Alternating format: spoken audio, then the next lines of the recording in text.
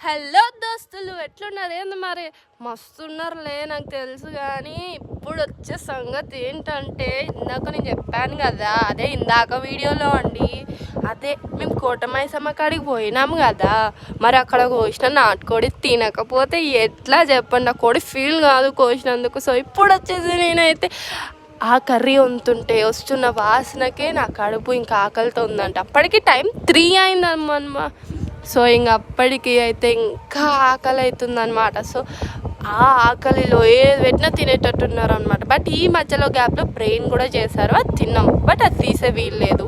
So and ఇక్కడ తలకాయి, ఒక పక్కన నాటుకోడి, ఒక పక్కన బ్రెయిన్, ఒక పక్కన బగారా రైస్, ఒక పక్కన నార్మల్ రైస్.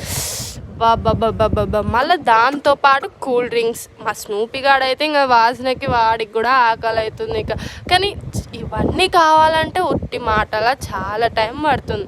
అండ్ ఇలా చూడండి, మా బామర్ది కాడ అన్నం వంతుండు. బట్ వండడమే కాదనుకోండి, ఓవర్ తింటారులే అని ఆడే మాడగొట్టేసిండు. అండ్ తర్వాత మా మామ బాబా ఏం కమ్మగా వంతుండు అసలు. ఎంత మంచి వాసన వస్తుంది మా మామ వంతుంటే మాత్రం.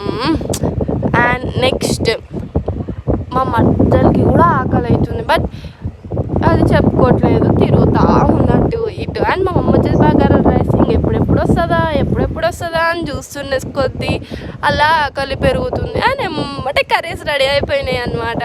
సో ఒక పక్కన తలకాయ, ఒక పక్కన బగారా రైస్, ఒక పక్కన ఆనియన్స్, అలా వేసుకోగానే మెల్టింగ్. సో